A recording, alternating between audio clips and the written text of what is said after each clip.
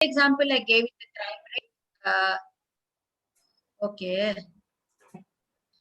So the crime rate is that which is not considered the correct thing. Second example I'll give you that there are mined resources in the Western Ghats. Okay.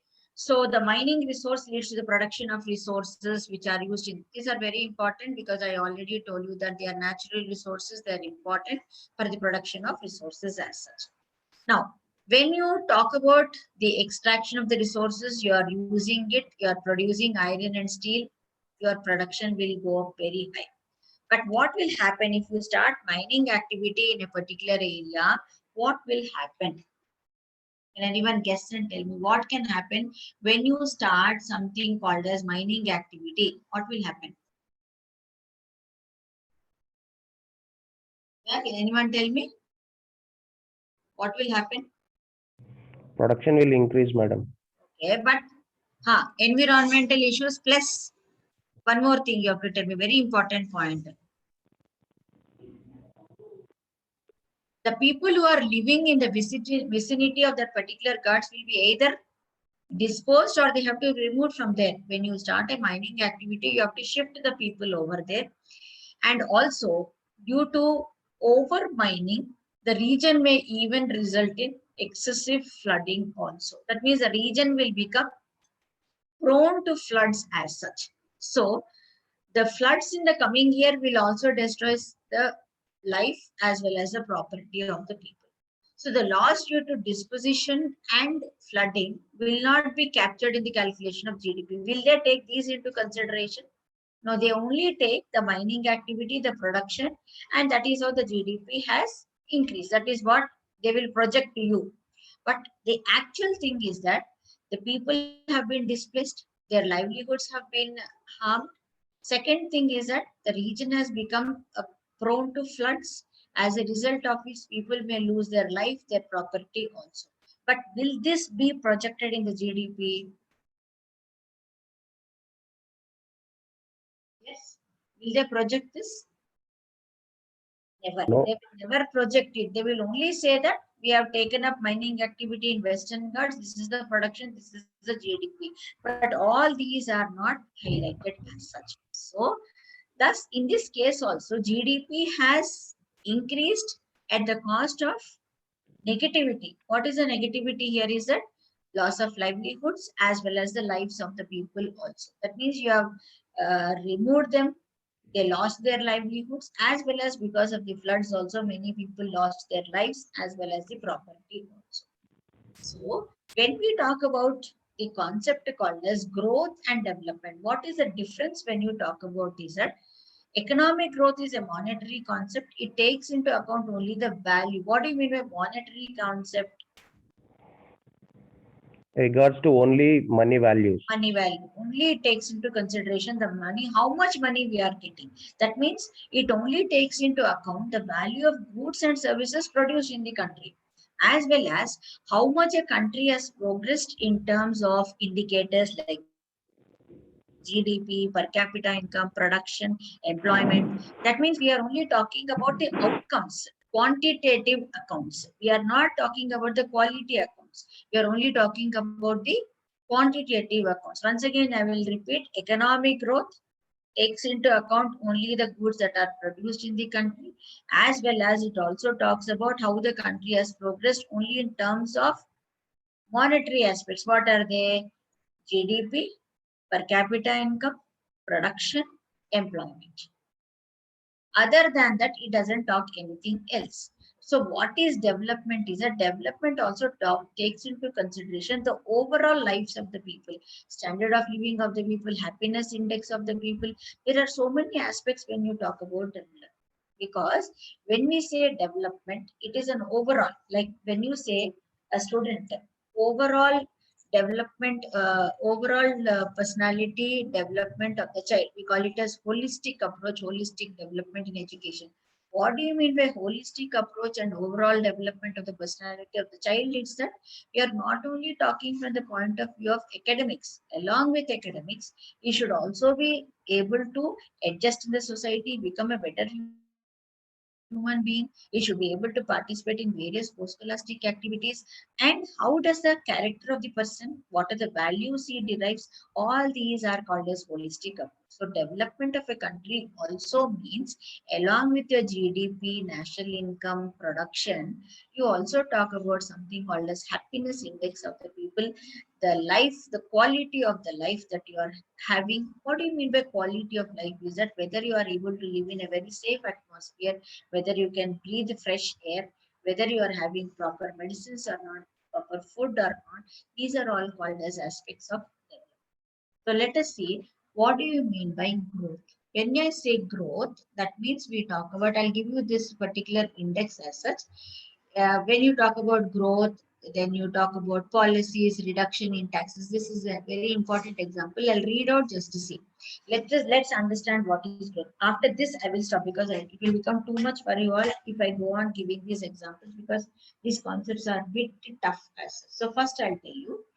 India adopts growth policies like reduction in taxes for the rich and deregulation in all the sectors. First, you have to understand, what do you mean by deregulation of all the sectors? What do you mean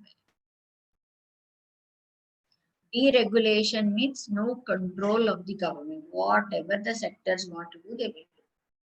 So first, when I say growth, how does it affect? It is like a wheel of wealth. It is a circular flow. How it happens, we'll see the repercussions. So first one I said is that India reduces, what did I say?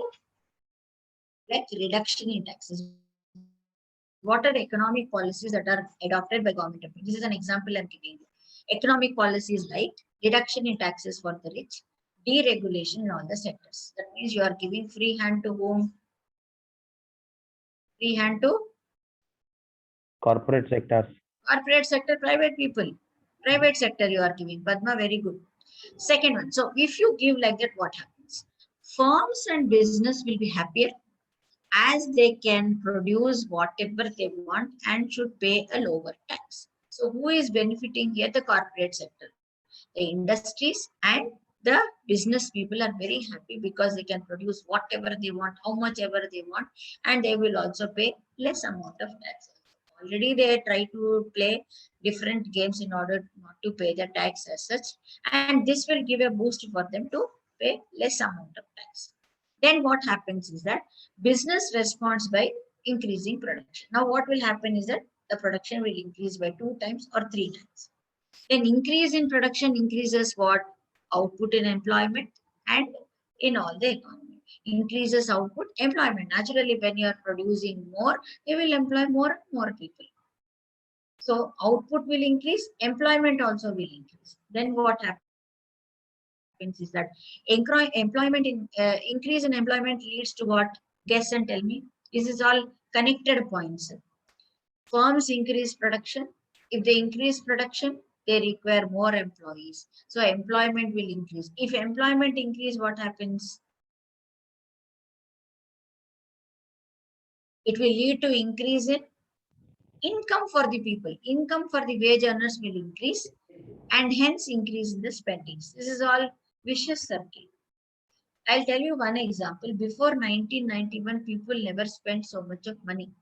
They were very cautious in spending the money. But today, why people are spending so much of money? Yeah, because of increase in employment, because of increase in salaries. Very good. Income is increasing. That's why people is spending. See, all these are we call it a chain reactions. Production increases, employment increases, wages increase, you will spend more money. Naturally, you have more money, you will spend more money. If you don't have money, you don't spend money. Okay. Then next one is that increase in spending will encourage firms to undertake more production and hence more growth.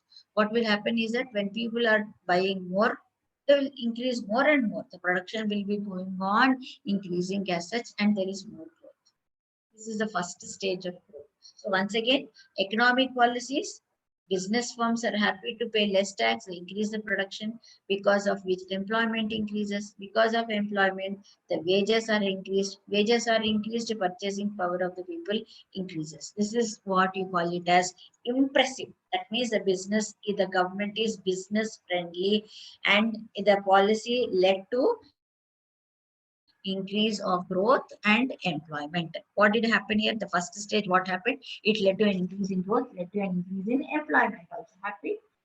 And what will happen in the second stage? When I say second stage, inspired by high growth, more pro-business. Now the government is very happy because there is growth, there is employment, people are very happy. So they will go and introduce more and more policies which are favorable to the business community.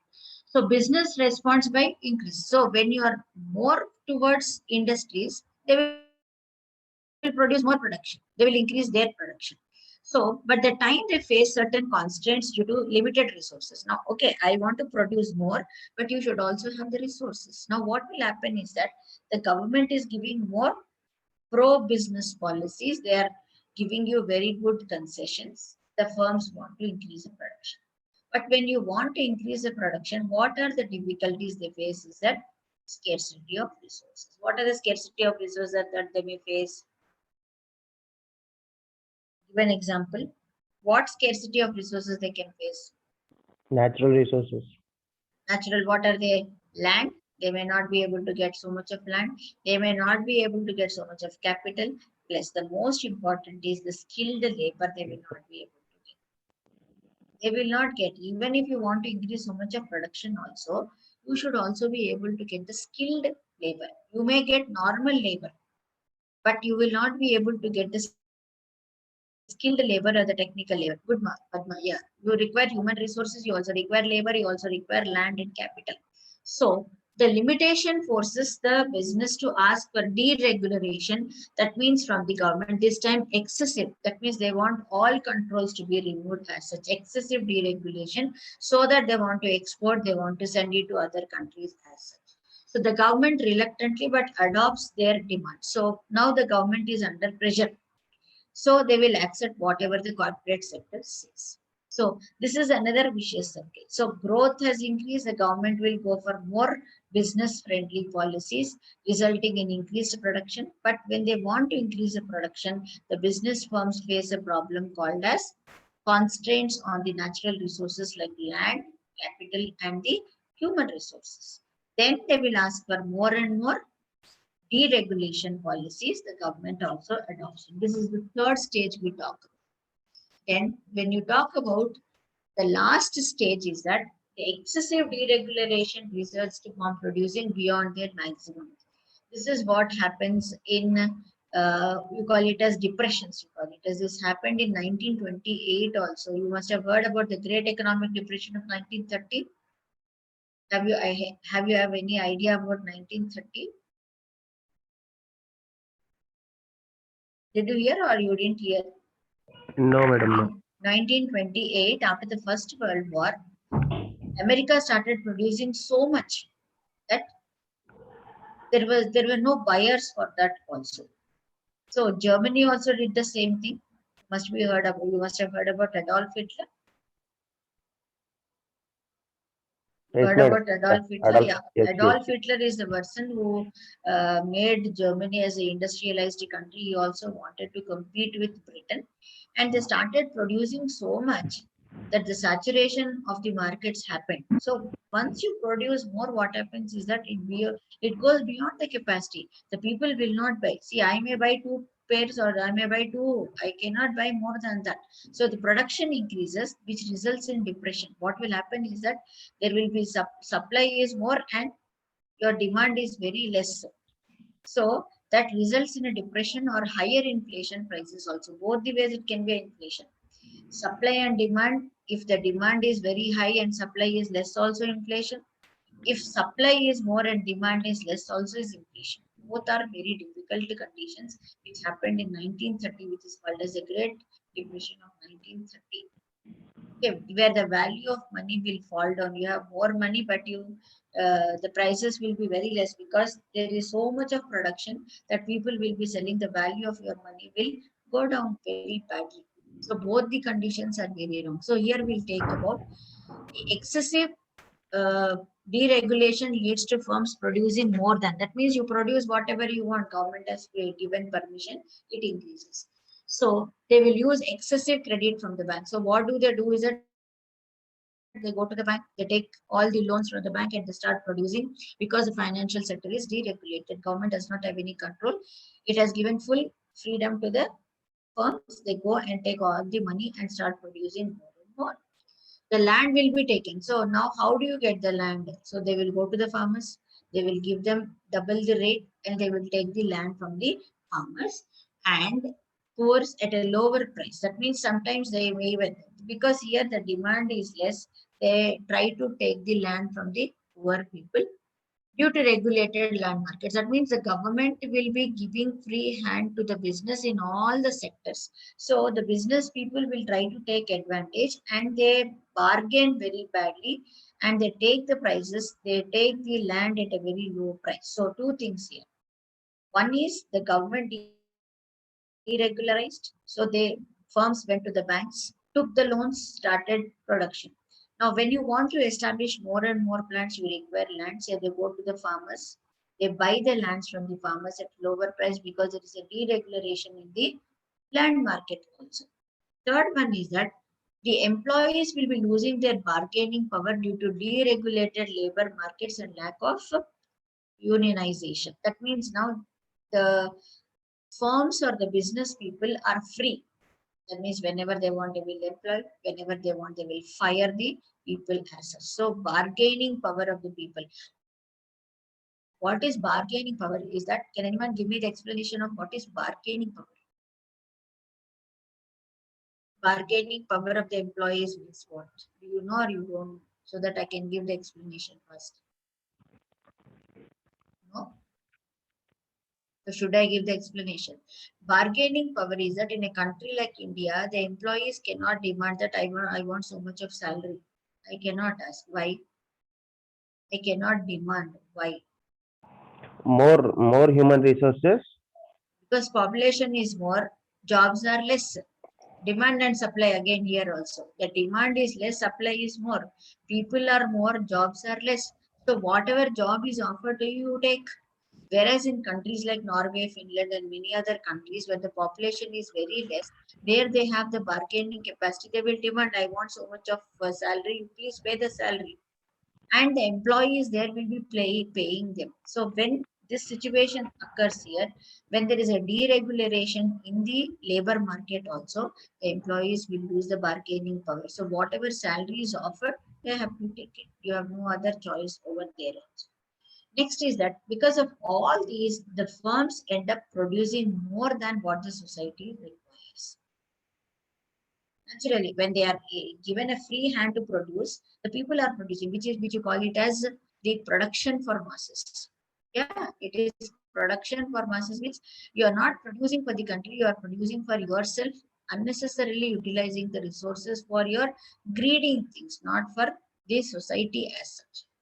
Then the produce from the bank credit by land grab and labor unrest. As a result, an artificial bubble will be generated in the economy. So because of all these, there is a lot of unrest. What happens is that the people are not happy with anything here. They are not able to understand what is happening in the economy as such. So they are able to produce more because they are getting able to get more credit from the bank. They are also getting the land from the poor farmers. All these has resulted in something called as the economy is at a confusing stage. So finally, what happens is that it leads to something called as crisis. What is the crisis that they face? One is that artificial bubble with the demand and supply. Naturally, there is no demand at all, supply is very high.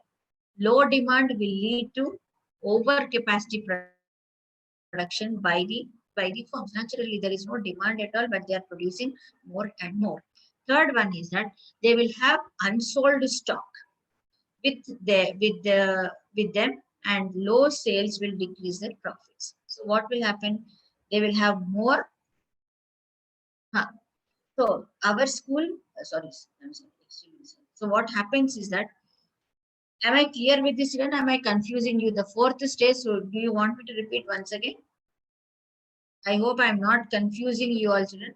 I'm going in a orderly manner.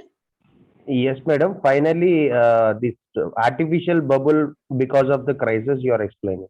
Yes. Am I clear with that? So I'll start from this. So what is artificial bubble is that where supply is very high and demand is less. So when this situation occurs, what will happen is that overcapacity, yeah, they will not be able to get a profit because they are not able to sell the entire stock and they will have a lot of stock left over with them. Then what happens is that it will reduce the profits and unsold stock make firms reduce production and hence they will not be able to make any profits. If they don't make the profits, what happens? You should be able to tell me this. When they don't make the profit, they are not able to get the money, they will not be able to pay to the Not able to pay the salaries, less. and also Salaries is okay. for One more. also for also production they can't invest again. Okay, but for starting the production, what did they do when deregulation happened? They can't. They are not able to repay their loans. Loans is from where did they take the loan? From the banks. So what will happen? They will not be able to pay the interest or the loans to the banks. They will not be able to clear the loans. Good, Padma, very good. So not able to pay back their loans to the banks, and banks' profits will collapse. So who has collapsed here? Banks have given, firms are not paying. So there the banks also collapsed. Here the firms also will collapse. Okay. Next, finally the bubble will burst with banks trouble, unemployment and no growth, that a full scale economic crisis. This is what you call it as economic crisis. Is it clear? So artificial bubble, more production, less demand, as a result of which they will have leftover stock, no profits, no income. With no income, unable to pay the loans. If they are unable to pay the loans, the banks also will crash. So when they don't have anything to produce, they will lay off the employees. So unemployment also will increase, banks will collapse, businesses will come down. Totally, it will result to something called as economic crisis because growth is always viewed from the monetary aspect. This is the condition. Am I clear with the concept of growth? Yes, I hope. So next week we will start with development. I don't want to trouble you with so much of information because these points or these topics are a bit tough to understand. I hope this particular part is clear with you all. Growth part, yes. Yes, madam. Madam, So any other doubts you have? Yes, ma'am. is, Yes, Ajay. is this is the happened in Venezuela last time? This happened, I think, during the time of 2000. I don't remember exactly which year. I have to refer and like I cannot give you, but Okay. it happened in India also. This particular part when there is deregulation and all that, it happened. I don't remember exactly the year which happened.